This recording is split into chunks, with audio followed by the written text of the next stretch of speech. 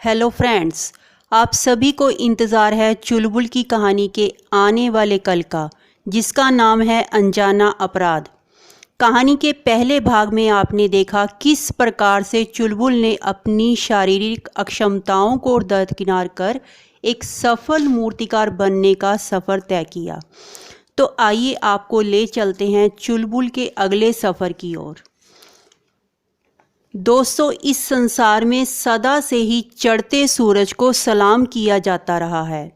बचपन से ही गांव के जो हम उम्र साथी चुलबुल की अक्षमताओं पर कटाक्ष किया करते थे, आज वही लोग उसे अपना गुरु बनाना चाहते थे।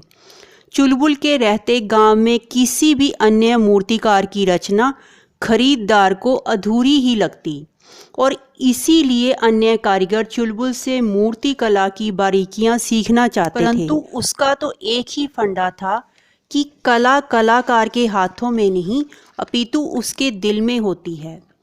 किसी भी रचना के निर्माण से पहले आप उसे अपने अंतर्मन में बसा लें।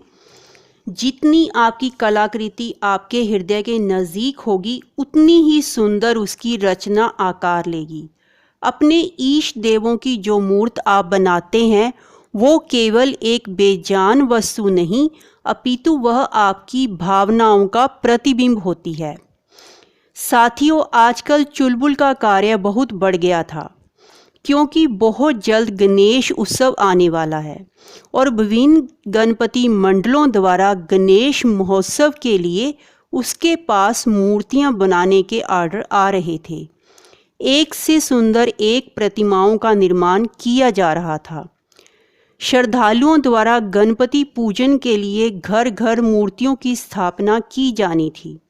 रामदीन और चुलबुल खुशी खुशी अपने कार्य में मगन थे कि अचानक गांव के ही रहने वाले अन्य मूर्तिकार सोहन सिंह का आगमन होता है, जो आज तक भी मिट्टी की कलाकृतियां ही बनाते आ रहे थे।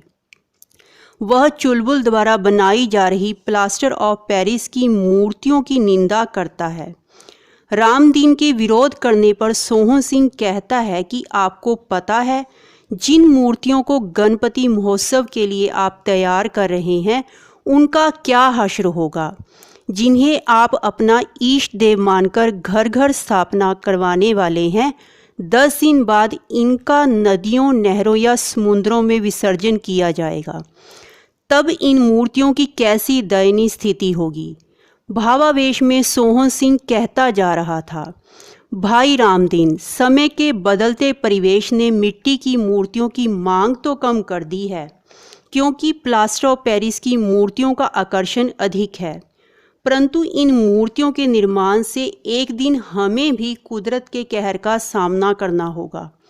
मिट्टी की मूर्तियां तो पानी में विसर्जन करने पर घुल मिल जाती हैं, परंतु ये आधुनिकता के रंग में रंगी तुम्हारी कलाकृतियां नदी, नहरों या समुद्रों के तटों पर खंडित पड़ी मिलेंगी और अपनी कला को खिन्न भिन्न अवस्था में देखकर तुम्हारा भी हृदय चित्कार कर उठेगा।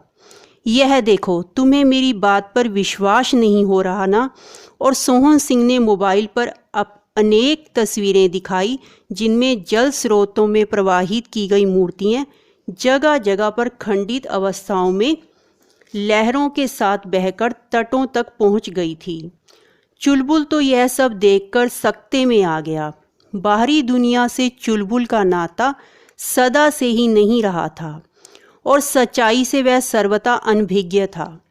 उसके किशोर मन को बहुत गहरी ठेस लगी, क्योंकि जिन कलाकृतियों में वह अपनी जान फूंकता, उनकी ऐसी विडंबना एक कलाकार कभी सहन नहीं कर सकता था।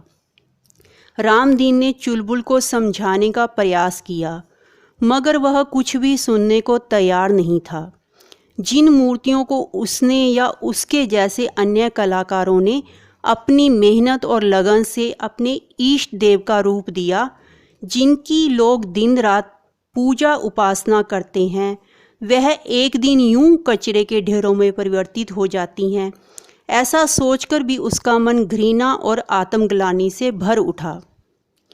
दोस्तों, मगर क्या इतना आसान है समाज में फैली धारणाओं को बदलना? शायद नहीं। फिर अगर बात धार्मिक मान्यताओं से जुड़ी हो तो यह लगभग असंभव है।